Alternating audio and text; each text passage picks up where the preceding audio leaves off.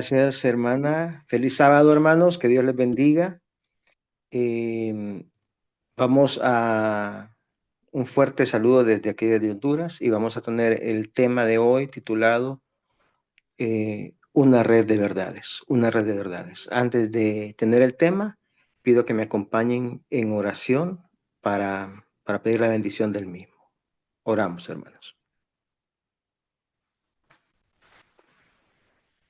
Padre amado que moras en los cielos, gracias Señor Santo damos por el don de la vida, gracias por tus bendiciones.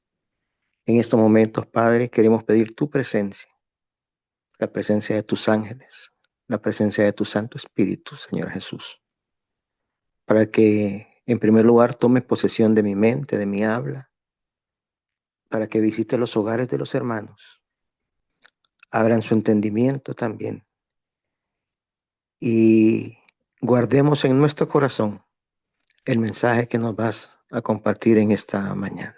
Gracias, Señor Santo, por acompañarnos, por escucharnos, por perdonarnos, por amarnos tanto. En Jesús lo pedimos todo, Señor Santo. Amén y amén. Bien, tenemos entonces el tema para hoy. Mi señal de internet no es tan buena, entonces me van a asistir de manera remota y, y a ver si lo vemos en pantalla entonces. El, la presentación de hoy, el tema para hoy, se titula Una red de verdades. No sé si la tienen ya lista, hermanas. Hermana Ángela. Voy, hermanito, espera un poquito. Ok, sí, toma tu tiempo, no te preocupes, querida.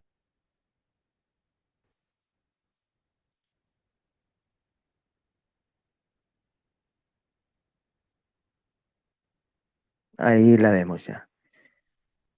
El título para esta mañana, Una red de verdades.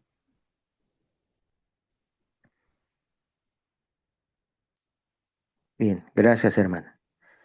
Vamos entonces a la siguiente diapositiva y vamos a viajar en nuestra mente al año de 1888.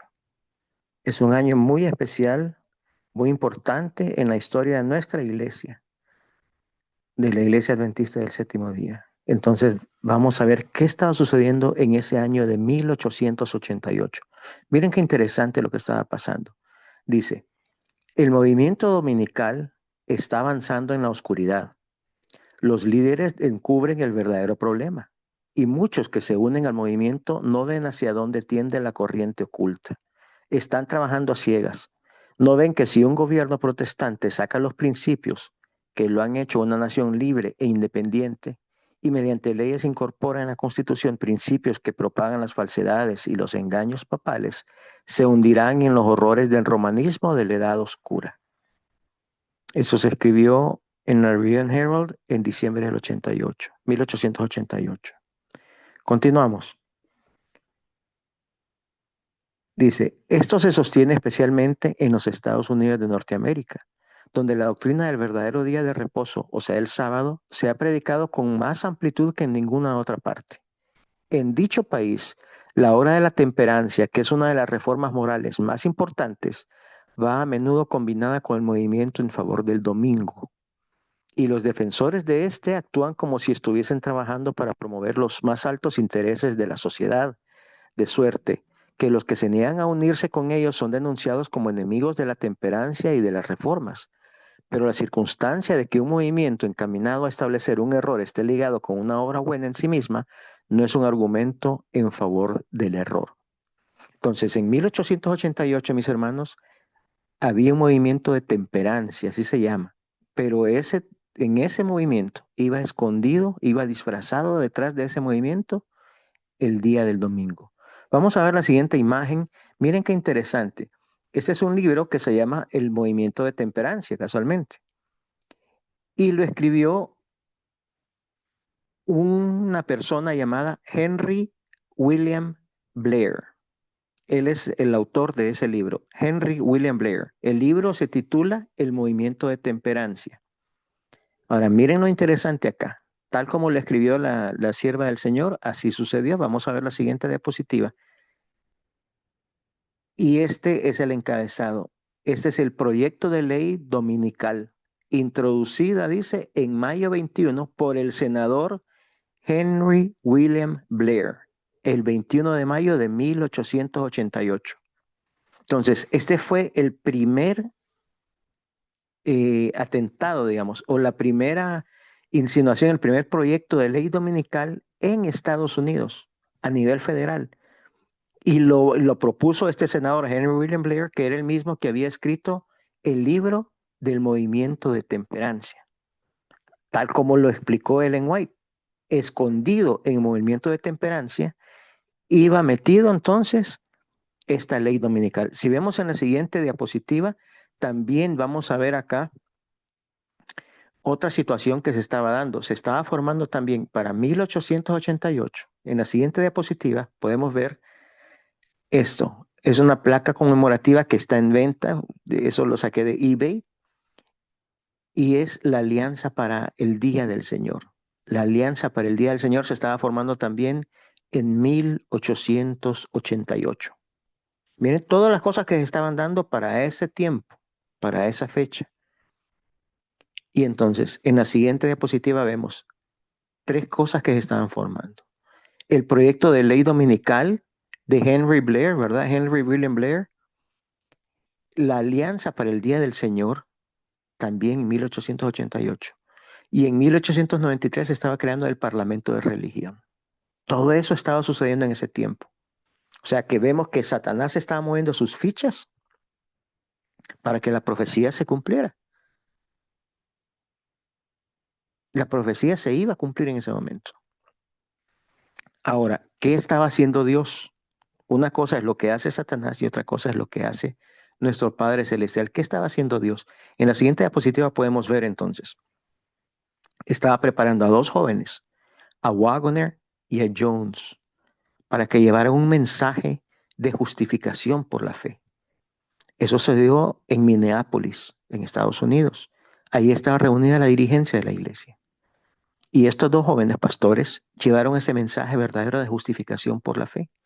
Esa era la respuesta de Dios a todo lo que estaba sucediendo en ese tiempo. O sea, que este mensaje de justificación por la fe iba a preparar el camino para la segunda venida de Cristo. Era el derramamiento básicamente de la lluvia tardía, lo que había empezado a caer en ese momento. Las primeras gotas empezaron a caer. Lamentablemente, nosotros los adventistas rechazamos ese mensaje en ese momento.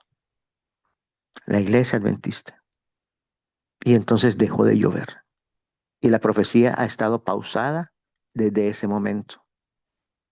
Y desde ese momento hemos estado vagando por el desierto. Eso sucedió en 1888. Ahora, lo interesante es lo que vamos a ver a continuación. Miren lo que está pasando ahora a continuación. ¿Será que todo se está repitiendo? Vamos a ver algunos paralelismos entre 1888, lo que sucedió en esa época, y lo que está sucediendo actualmente. Mire qué interesante. El presidente en Estados Unidos en aquel entonces, 1888, era Grover Cleveland. Él fue el primer presidente en tener dos periodos presidenciales no consecutivos.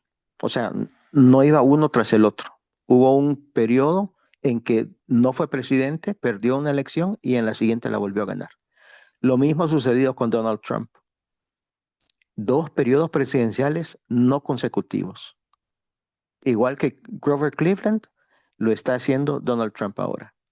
Ahora, cuando estaba Grover Cleveland en 1888, el Papa era Leo XIII.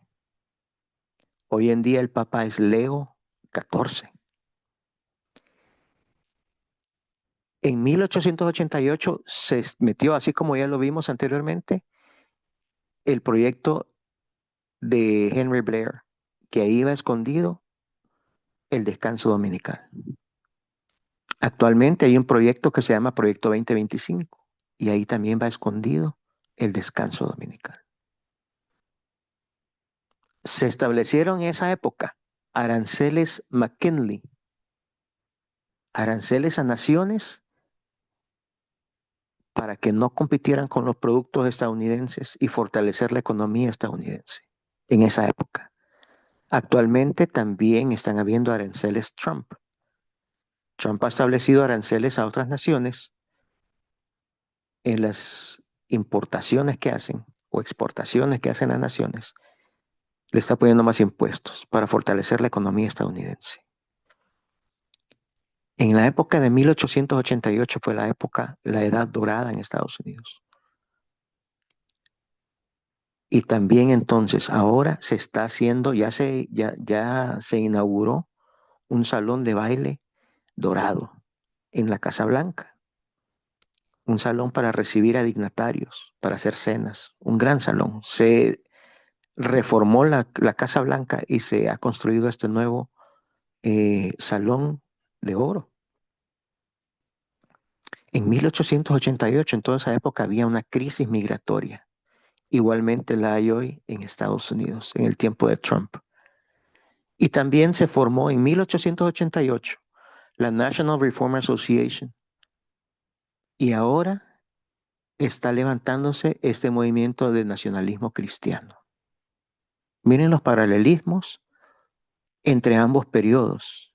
Es increíble, increíble. Ahora, ¿será que Dios está actuando ahora así como empezó a actuar en aquel entonces o no va a actuar? Vamos a ver la siguiente diapositiva. Esta es reciente. Y miren qué interesante, es sumamente interesante el título o el subtítulo que está en el encabezado. Dice, esto fue ahorita en el viaje que hizo el Papa Leo XIV a Nicea, en conmemoración, ahí en Nicea fue donde se hizo, donde inició la Trinidad, la doctrina de la Trinidad. Entonces el Papa recientemente anduvo ahí en Turquía y esto fue uno de los encabezados de ese viaje. El Papa Leo XIV dice, advierte acerca de la resurgencia de viejas herejías. Hay un nuevo arrianismo. Miren la profundidad de esas palabras. El Papa Leo XIV, repito, advierte acerca del resurgimiento de viejas herejías. O sea que nos están llamando herejes. Hay un nuevo arrianismo, porque gracias a Dios, Dios está levantando también estas verdades. Y habemos un grupo que hemos dejado de creer en la Trinidad. Ese es el nuevo arrianismo y esa es una vieja herejía, dice el Papa Leo XIV. Entonces continuamos. ¿Qué está haciendo Dios en nuestro tiempo? Vamos a ver la siguiente diapositiva. ¿Y qué está haciendo Dios en nuestra época? Mire lo que nos dice este consejo. Dios ha revelado verdades sagradas y santas para separar a su pueblo de los impíos y purificarlos para sí mismo. Dios está preparando un pueblo hoy en día, mis hermanos, para separarlo del mundo, para purificarnos, para borrar el registro de nuestros pecados, para poder ser sellados y recibir esa lluvia tardía. Eso es lo que Dios está haciendo. Y ya vimos, por un lado, cómo el enemigo está actuando, cómo se están moviendo las fichas, así como se movieron en 1888. Pero Dios también está actuando en estos momentos. Y así como mandó el mensaje de justificación por la fe en aquel entonces, así lo está restaurando hoy en día. Y hemos estado aprendiendo entonces una serie de verdades. Y por eso el título de este mensaje es Una red de verdades. Vamos a ver entonces en la siguiente diapositiva algunas de estas verdades que están en esta red de verdades. Quizá haya más.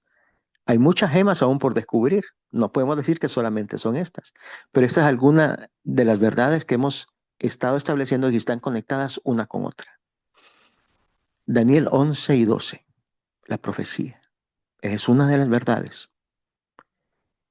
La verdad del Padre y del Hijo, el mensaje de los tres ángeles, la reforma pro salud y la verdadera justificación por la fe. Esas son algunas de las verdades que están conectadas unas con otras y que están preparando al pueblo para poder ser purificado. Vamos a entonces a ver la primera de esta red de verdades. la profecía en Daniel 11 y 12. Y vamos a ver qué nos dice el Espíritu de profecía al respecto. Continuamos. Dice, el tiempo de angustia, que irá en aumento hasta el fin, está a las puertas. No tenemos tiempo que perder. El mundo está agitado con el espíritu de guerra. Las profecías del capítulo 11 de Daniel casi han alcanzado su cumplimiento final. Por el rechazo que hablamos inicialmente de 1888, la profecía, hermanos, se ha pausado. Dios le ha puesto una pausa en Daniel 11:44. En Daniel 11:44. Ahí se ha pausado la profecía. Casi se ha cumplido todo, dice. Pero no se ha cumplido, no se ha terminado de cumplir el capítulo 11 de Daniel. Estamos en el versículo 44. Hermana, estamos en la diapositiva número 15.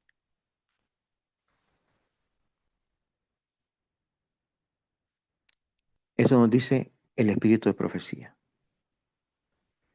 Vamos a ver entonces la siguiente diapositiva. Nos dice, precisamente antes de que entráramos en el tiempo de angustia, todos recibimos el sello del Dios viviente. Entonces vi que los 4 ángeles dejaron de retener los 4 vientos, y vi hambre, pestilencia y espada. Nación se levantó contra nación y el mundo entero entró en confusión. O sea que el tiempo de angustia descrito en este momento, lo que estamos viendo ahorita en pantalla, ya son las 7 postreras plagas. Y antes de que caigan las 7 postreras plagas, el pueblo de Dios debe estar sellado. Y ese tiempo de angustia termina básicamente en Daniel 11:45. El primer tiempo de angustia, la angustia previa. Ya Daniel 12:1, y ahí ya no hay gracia.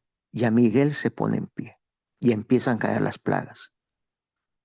Entonces, el último versículo con gracia en esa secuencia es Daniel 11:45. Se pausó en Daniel 11:44 la profecía. Falta que se cumpla Daniel 11:45.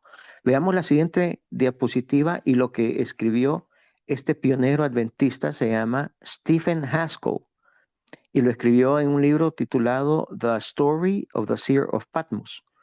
Y dice, este tratado fue firmado y el ultimátum fue puesto oficialmente en poder de Mehemet Ali el 11 de agosto de 1840. Desde entonces, Turquía ha sido considerada en todas partes como el enfermo del este.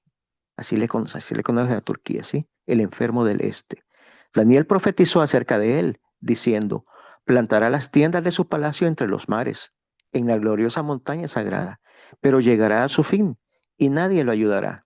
En cualquier momento, cuando las potencias celosas de Europa puedan decidir, ya sea pacíficamente o en batalla, cuál de ellos ocupará Constantinopla, el enfermo se marchará rápidamente de Europa.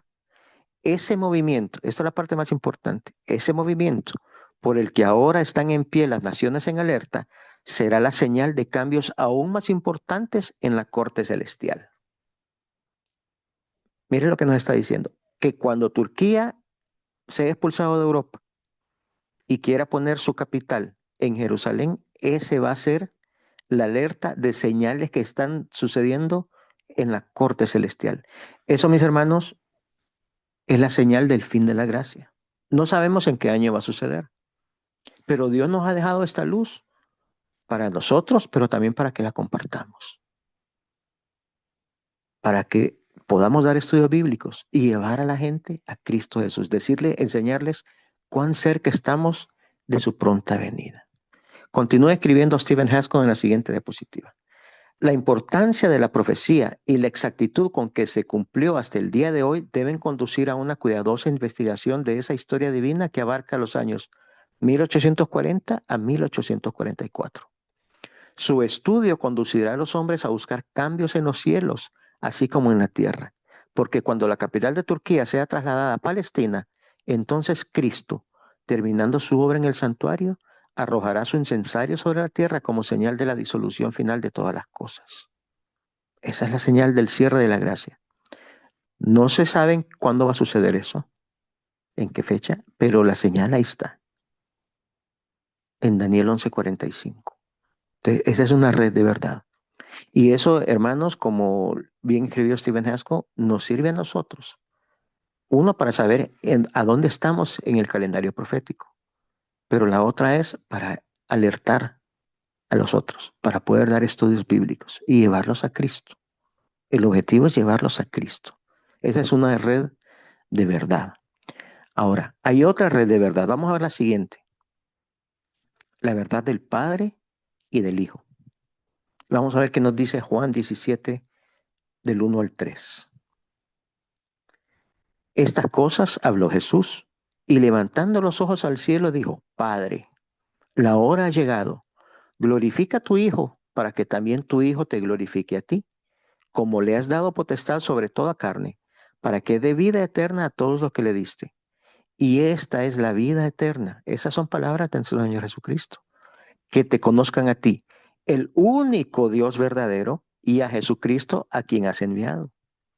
Aquí está claramente establecido que Dios es el único Dios. Nuestro Padre Celestial es el único Dios. Jesucristo mismo lo está diciendo. ¿Qué más nos continúa diciendo? ¿Qué otra verdad nos continúa diciendo? Primera de Corintios 8:6 nos dice, para nosotros, sin embargo, solo hay un Dios, el Padre, del cual proceden todas las cosas, y nosotros somos para Él. Y un Señor, Jesucristo, por medio del cual son todas las cosas, y nosotros por medio de Él. Ahí está clarito. Un Dios, el Padre, y un Señor, Jesucristo. Eso nos dice la palabra de Dios. Vamos a ver qué más nos dice la palabra de Dios con respecto a esta verdad. Primera de Timoteo 1:17. Por tanto, al Rey de los siglos, al inmortal, invisible y único Dios, sean la honra y gloria por los siglos de los siglos. Amén. Ahí nos está diciendo también que es el único Dios, el Padre, ¿verdad? Y vamos a ver otras citas más. Veamos en Primera de Juan 1:14, donde dice, y aquel verbo fue hecho carne, y habitó entre nosotros y vimos su gloria, gloria como del unigénito del Padre, lleno de gracia y de verdad. Aquí refiriéndose al Hijo. Él es el unigénito, Él es el verbo, ¿sí? Y en Primera de Juan 4:9 nos dice, en esto se mostró el amor de Dios para con nosotros, en que Dios envió a su Hijo unigénito al mundo para que vivamos por Él. O sea, Cristo es el Hijo de Dios. No cuando nació acá, como Jesús, en los días de la eternidad, nos dice Miqueas 5:2. Ahora, vamos a ver este otro pasaje. Miren qué interesante. Primera de Juan 4:1-3. Nos dice, amados, no creáis de todo espíritu, sino probad los espíritus si son de Dios. Porque muchos falsos profetas han salido por el mundo. En esto conoced al Espíritu de Dios. Todo espíritu que confiesa que Jesucristo ha venido en carne es de Dios. Y todo espíritu que no confiesa que Jesucristo ha venido en carne no es de Dios. Y este es el espíritu del anticristo, el cual vosotros habéis oído que viene y que ahora ya está en el mundo. En otras palabras, si creemos que Cristo ha venido en carne, ese espíritu es de Dios. Ahora, ¿qué significa que ha venido en carne? Vamos a ver la explicación en la siguiente diapositiva. Dice, ¿dónde se encuentran hermanos y hermanas? ¿Se aferran a la muerte de Cristo por fe y le convierten en su salvación? Entonces hemos comenzado de nuevo y toda nuestra vida pasada es como si no hubiese existido. Es la vida de Dios la que debemos vivir. Dios quiere que sigamos caminando junto a Él. Cuando lo recibimos, somos libres y no pecamos más. ¿Y por qué pecamos? No entendemos la suficiencia de Dios. Él se revelará en nuestros corazones. En nuestra lección de escuela sabática hemos aprendido que cuando confesamos que Jesucristo vino en carne, debemos confesar que vino en nuestra carne. Hemos dejado a un lado nuestros propios pecados y vivimos para la gloria de Dios. Eso escribió Ellen White. O sea que cuando en aquel pasaje nos dice que Cristo ha venido en carne, significa que Jesucristo ha venido en nuestra carne. Esa es parte de conocer también al verdadero Hijo de Dios. Él es quien mora en nuestra carne. Veamos qué más nos continúa diciendo. Aquí lo pone más claro aún. Dice, limitado por su humanidad, Cristo no podía estar personalmente en todas partes. Por lo tanto, era totalmente beneficioso para ellos que los dejara fuera a su Padre y enviara al Espíritu Santo para que fuera su sucesor en la tierra. El Espíritu Santo es Él mismo, despojado de la personalidad humana e independiente de ella. Se representaría a sí mismo como presente en todas partes por medio de su Espíritu Santo, como el omnipresente. Pero el Consolador, el Espíritu Santo, a quien el Padre enviará en mi nombre, Él les enseñará todas las cosas y les recordará todo lo que os he dicho. Sin embargo, les digo la verdad, le conviene que yo me vaya, porque si no me voy, el Consolador no vendría a ustedes, pero si me voy, se lo enviaré. Eso escribió Ellen White. O sea que quien mora en nosotros, el Espíritu Santo, es Cristo mismo. Cristo con su naturaleza divina. Él es quien mora en nosotros. Esa es parte de la verdad del Padre y del Hijo. Continuamos. Nos dice acá la cita. No es seguro recibir el Espíritu de otra persona. Nosotros queremos el Espíritu Santo, que es Jesucristo. Si nos comunicamos con Dios, tendremos fuerza, gracia y eficacia. Ahí está clarito. El Espíritu Santo es Jesucristo, con su naturaleza original, ¿verdad? Espiritual. Ahora, veamos qué nos dice la Biblia. Segunda de Corintios 13:5. Examinaos a vosotros mismos si estáis en la fe. Probaos a vosotros mismos. ¿O no os conocéis a vosotros mismos que Jesucristo está en vosotros, a menos que estéis reprobados? O sea, si estamos aprobados, ¿quién mora en nosotros? Nos dice aquí este pasaje. Jesucristo. Él es quien mora en nosotros. Y vamos a ver otro pasaje aún más. Juan 14:16 y 17. Y dice, y yo rogaré al Padre, y os dará otro consolador, para que esté con vosotros para siempre, el Espíritu de verdad, al cual el mundo no puede recibir porque no le ve ni le conoce. Pero vosotros le conocéis porque mora con vosotros y estará en vosotros. O sea, ese Espíritu de verdad que mora en nosotros y que está con nosotros, ese Espíritu Santo, es Jesucristo. Lo vimos en los dos pasajes ahorita. Esa es parte de la verdad del Padre y del Hijo. Ahora, hay otra red de verdad. Hay otra verdad todavía. El mensaje de los tres ángeles.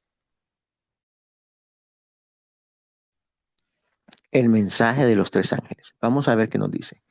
El primer mensaje y el segundo se dieron en 1843 y 1844. Y ahora estamos bajo la proclamación del tercero. Pero aún ahora hay que seguir proclamando los tres mensajes. Ahora es tan esencial como en cualquier tiempo pasado que se lo repita a los que están buscando la verdad.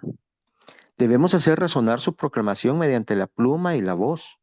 Debemos mostrar su secuencia y la aplicación de las profecías que nos conducen al mensaje del tercer ángel. No puede haber un tercer mensaje sin un primero y un segundo. Debemos proclamar al mundo estos mensajes mediante publicaciones y conferencias que muestren en el ámbito profético las cosas que han sido y las que serán. O sea que hay un mandato acá, que hay que predicar el mensaje de los tres ángeles. Pero nos sigue explicando un poco más la sierva del Señor. Vamos a ver la siguiente. Dice, la luz que hemos recibido acerca del mensaje del tercer ángel es la luz verdadera. La marca de la bestia es exactamente lo que ha sido proclamado. O sea, el domingo. No se comprende todavía todo lo referente a este asunto, ni se comprenderá hasta que se abra el rollo. Pero se ha de realizar una obra muy solemne en nuestro mundo. La orden del Señor a su siervo es, clama a voz en cuello, no te detengas, alza tu voz como trompeta y anuncia a mi pueblo su rebelión y a la casa de Jacob su pecado. O sea que todavía hay que aprender un poco más acerca de este mensaje del tercer ángel.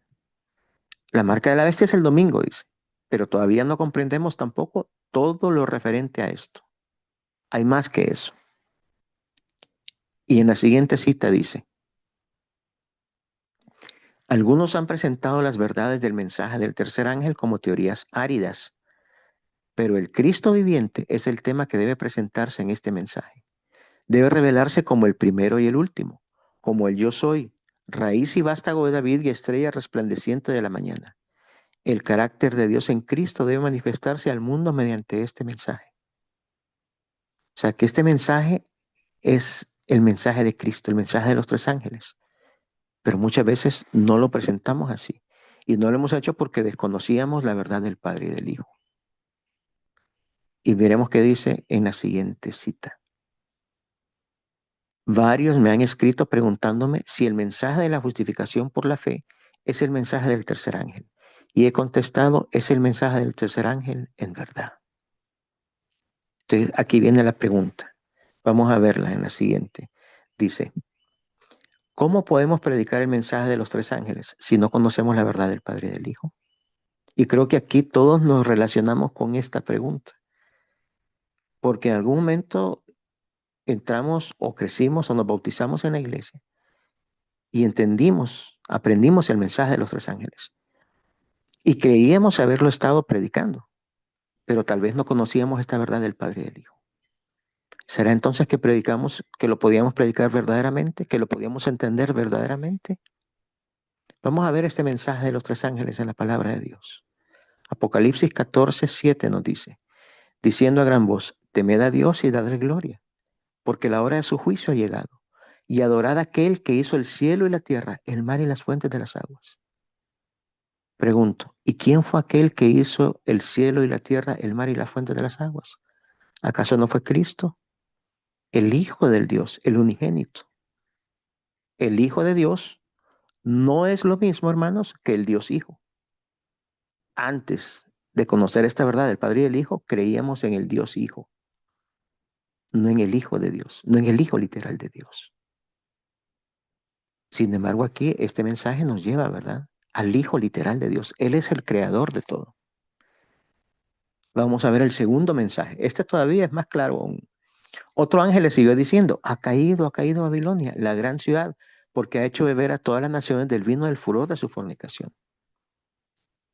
¿Cómo podíamos nosotros predicar bien este mensaje, entenderlo perfectamente, si creíamos en la Trinidad, si también estábamos bebiendo vino de Babilonia nosotros? No se puede. Entonces vemos que este mensaje, que esta red de verdad del mensaje de los tres ángeles está íntimamente relacionado con la verdad del Padre y el Hijo. Y el tercero es todavía más aclarador. Vamos a ver el tercer mensaje, dice, y el tercer ángel lo siguió diciendo a gran voz, si alguno adora a la bestia y a su imagen y recibe la marca en la frente o en su mano, él también beberá del vino de la ira de Dios, que ha sido vaciado puro en el cáliz de su ira, y será atormentado con fuego y azufre delante de los santos ángeles y del Cordero. Aquí vemos que esta marca de la bestia que se recibe en la mano o en la frente es por adorar a la bestia y a su imagen. ¿Y a quién adora el papado? ¿Cuál es la deidad del papado? ¿Y será que nosotros podemos adorar a la misma deidad y tener resultados distintos? ¿O si adoramos igual que la bestia y su imagen, no vamos a recibir la marca de la bestia nosotros, solamente por guardar el sábado? Aquí el mensaje está clarito. Si alguno adora a la bestia y a su imagen, tenemos que adorar al único Dios verdadero y a su Hijo Jesucristo. No podemos adorar a una Trinidad que no es bíblica. Esa es la deidad del catolicismo. Y por adorar falsamente van a recibir la marca de la bestia. No podemos adorar falsamente nosotros tampoco. Entonces vemos cómo están íntimamente relacionadas estas verdades. Son verdades que están en una sola red, que no se pueden separar la una de la otra. Ahora vamos a ver otra verdad. La reforma por salud. Y mire qué nos dice acá. Leamos la cita del Espíritu de Profecía. Dice, el 10 de diciembre de 1871 me fue mostrado nuevamente que la reforma por salud es un ramo de la gran obra que ha de preparar a un pueblo para la venida del Señor. Está tan íntimamente relacionada con el mensaje del tercer ángel como la mano está con el cuerpo. Y si ya vimos que el mensaje del tercer ángel está íntimamente relacionado con la verdad del Padre y del Hijo, pues también lo está ese mensaje del Padre y del Hijo con esta reforma por salud. La ley de los 10 mandamientos ha sido considerada livianamente por los hombres, pero el Señor no quiso venir a castigar a los transgresores de dicha ley sin mandarles primero un mensaje de amonestación. El tercer ángel proclama ese mensaje. Si los hombres hubieran sido siempre obedientes al decálogo y hubiesen llevado a cabo en su vida los principios de esos preceptos, la maldición de tanta enfermedad que ahora inunda el mundo no existiría. El primer mandamiento se ha estado violando, hermanos. No tendrías de esos ajenos delante de mí. Pero a nosotros se nos enseñó que había un Dios Padre y un Dios Hijo y un Espíritu Santo. Estamos violentando, la iglesia adventista hoy en la actualidad está violentando ese mandamiento.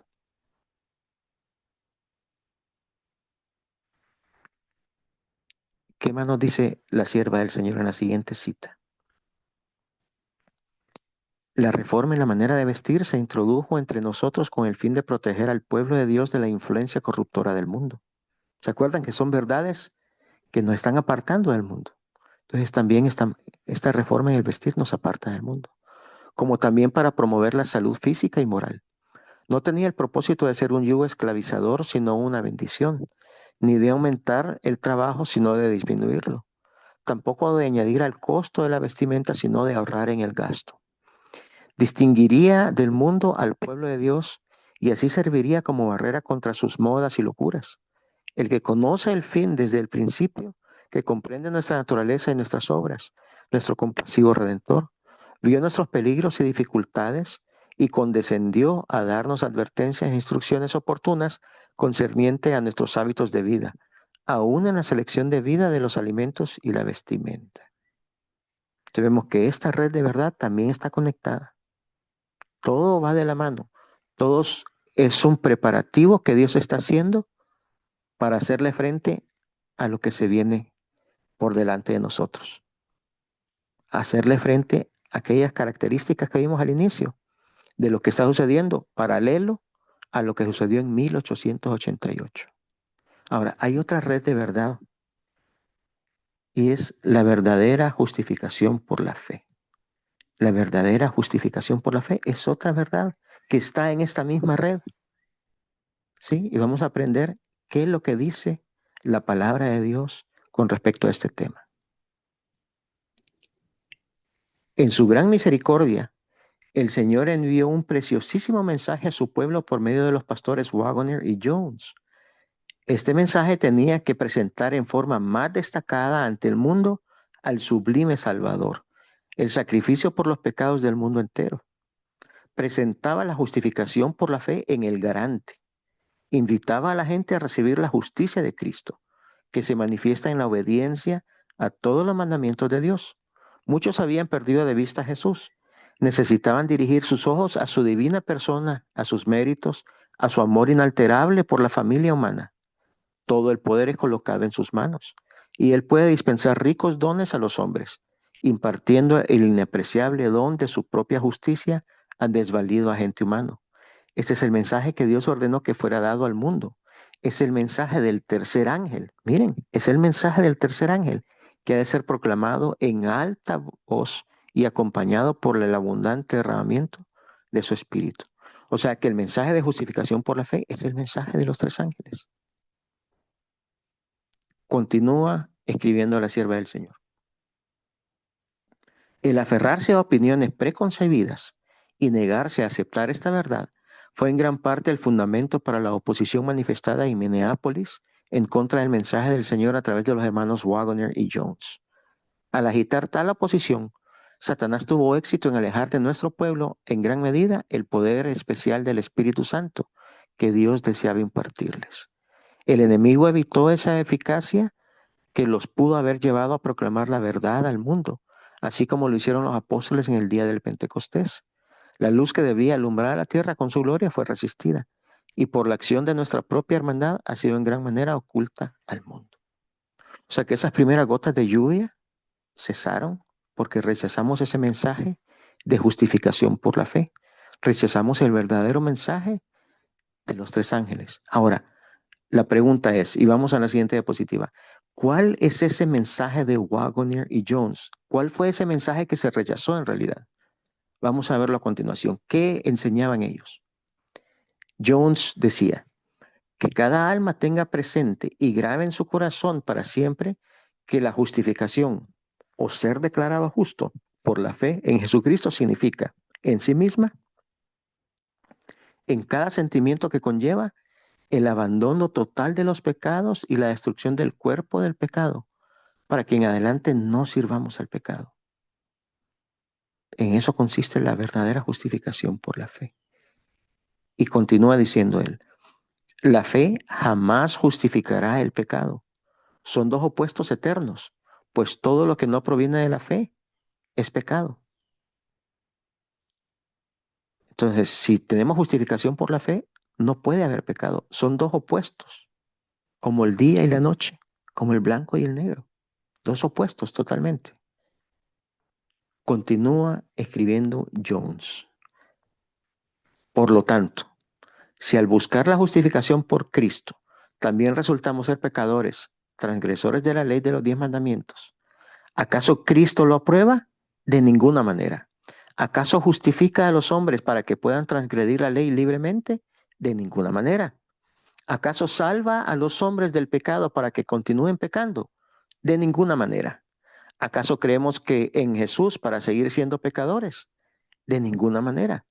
¿Acaso buscamos la justificación por Cristo para seguir pecando? De ninguna manera. Y que todos digan siempre, amén. Así escribió Jones. ¿Sí? Fuertes palabras, contundentes declaraciones. Ahora, vamos a ver qué escribió Waggoner, porque fueron ellos dos los que se presentaron en Minneapolis en 1888. Vamos a ver entonces qué escribió Waggoner. Dice, justificar significa ser justo o demostrar que alguien es justo. Ahora bien, es evidente que la obediencia perfecta a una ley perfectamente justa constituiría a una persona justa. El designio de Dios era que todas sus criaturas obedecieran la ley. Y de esta manera la ley fue instituida para la vida. Eso es, obedecer la ley, o sea, no pecar. A eso nos llama Waggoner. Y continúa escribiendo él. Miren qué interesante. Solo existen dos servicios. El de Satanás, que es el pecado que lleva a la muerte, y el de Cristo, que es la obediencia que lleva a la justicia. Nadie puede servir a dos amos. Todos lo creen. Por lo tanto, es imposible servir al pecado y a la justicia al mismo tiempo. Nos llamamos cristianos. ¿Qué significa eso? Seguidores de Cristo. Pero en toda nuestra experiencia cristiana hemos dejado pequeños resquicios para el pecado. Miren que por eso es que no tenemos éxitos a veces. Porque en nuestra vida cristiana, dice, en nuestra experiencia cristiana, hemos dejado pequeños resquicios o pequeños huecos, pues, pequeños espacios para el pecado. Nunca nos hemos atrevido a creer que la vida cristiana debe ser una sin pecado. No nos hemos atrevido a creerlo ni a predicarlo. Pero en ese caso, no podemos predicar la ley de Dios en su totalidad. ¿Por qué? Porque no comprendemos el poder de la justificación por la fe. Sin la justificación por la fe es imposible predicar la ley de Dios en toda su extensión. Predicar la justificación por la fe no disminuye ni menoscaba la ley de Dios, sino que es lo único que la exalta. La verdadera justificación por la fe. Eso escribió Waggoner y continúa escribiendo él en otra cita. Dice, así pues, vemos que cuando Cristo nos cubre con el manto de su propia justicia, no nos ofrece una excusa para el pecado, sino que lo quita. Esta demuestra que el perdón de los pecados es algo más que una simple formalidad, algo más que una mera anotación en los libros celestiales que indica la cancelación del pecado. El perdón de los pecados es una realidad, es algo tangible, es algo que transforma profundamente a la persona, la libera de la culpa, y si es liberada de la culpa, justificada, declarada justa, sin duda ha experimentado una transformación radical.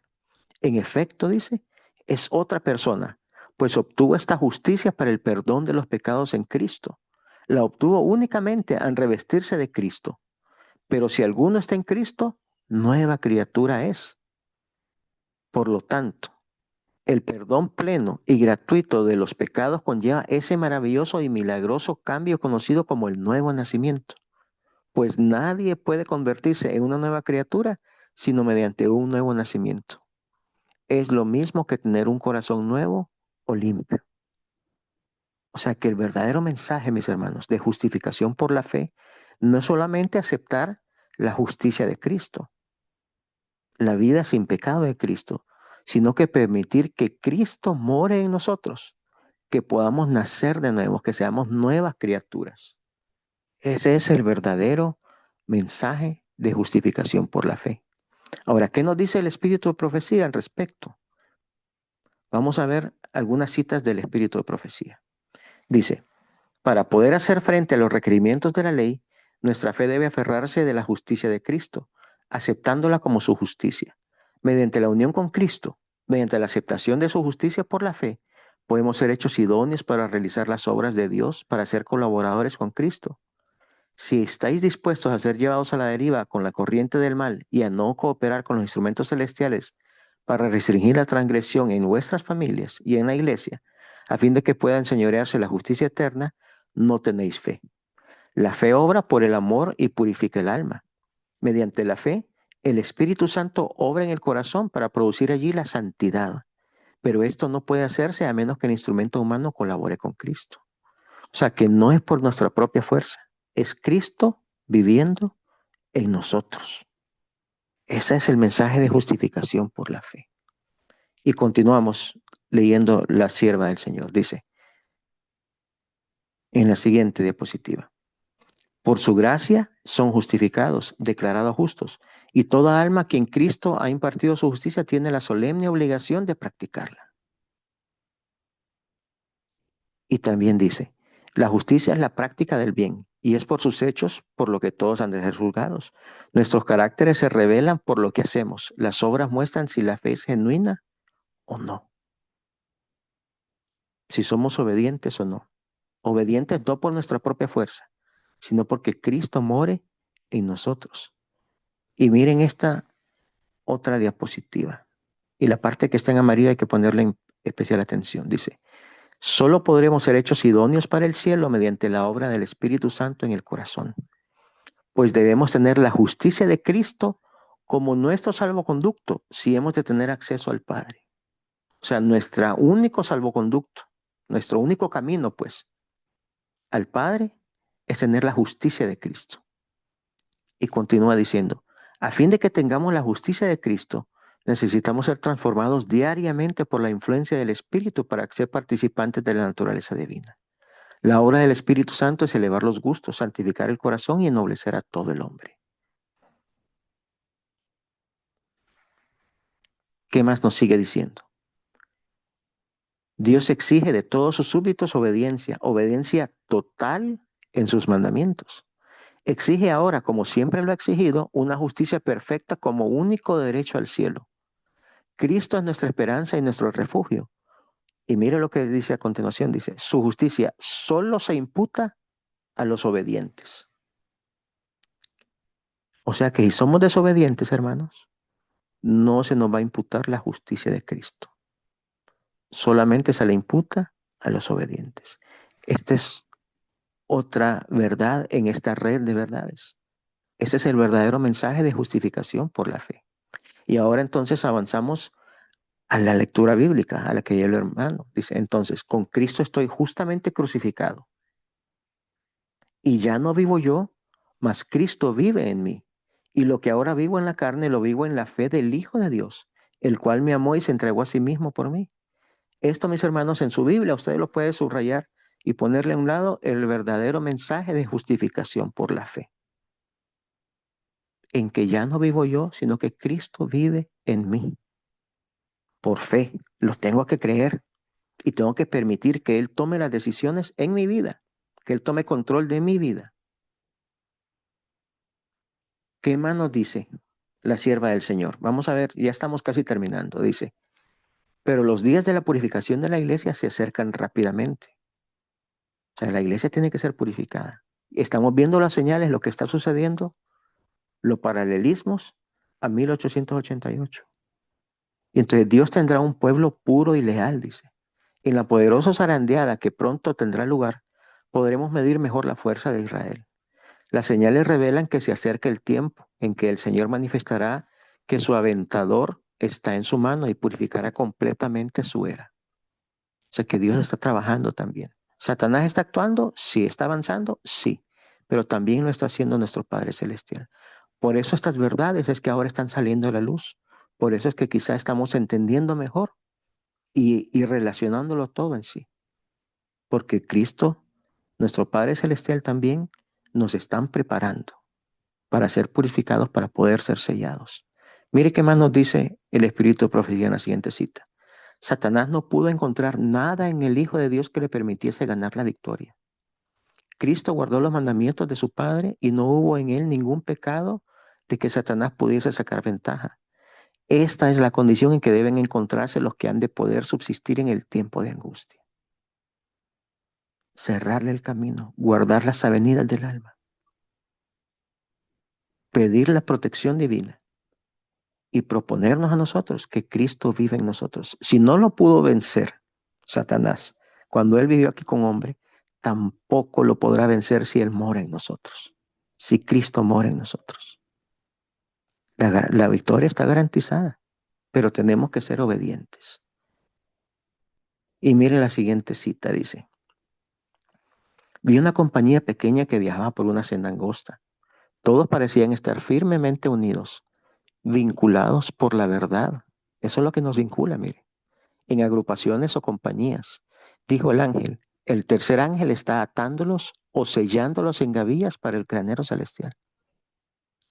Al entender y al descubrir estas verdades, hermanos, y aceptarlas, estamos siendo sellados. Se nos está preparando para el camino de la vida eterna. Estamos trazando esta senda angosta. Al entender y aceptar y vivir estas verdades. Finalmente, la última cita, ya la habíamos leído anteriormente.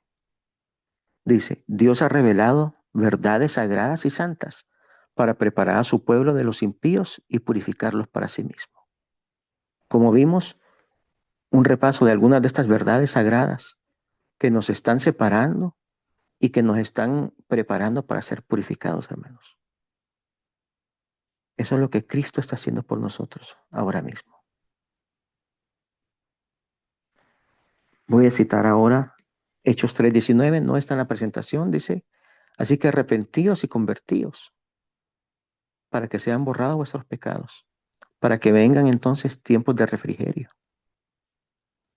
Eso es lo que Cristo está tratando de decirnos en esta mañana. Las señales ahí están. Estamos viviendo en el tiempo similar a lo que se estaba viviendo en 1888. La pausa se le va a quitar pronto a Daniel 11:44. Y espero que estas señales, que estas verdades, que esta red de verdades las adoptemos, las enseñemos, las prediquemos y las vivamos. Que Dios les bendiga, mis queridos hermanos, que sigan pasando un feliz sábado y que el Espíritu de Cristo esté con nosotros, mis hermanos queridos. Preparémonos, que la victoria pronto será nuestra. Amén, Señor. Amén, mis hermanos. Todo bendiciones y hasta la semana que viene. Amén.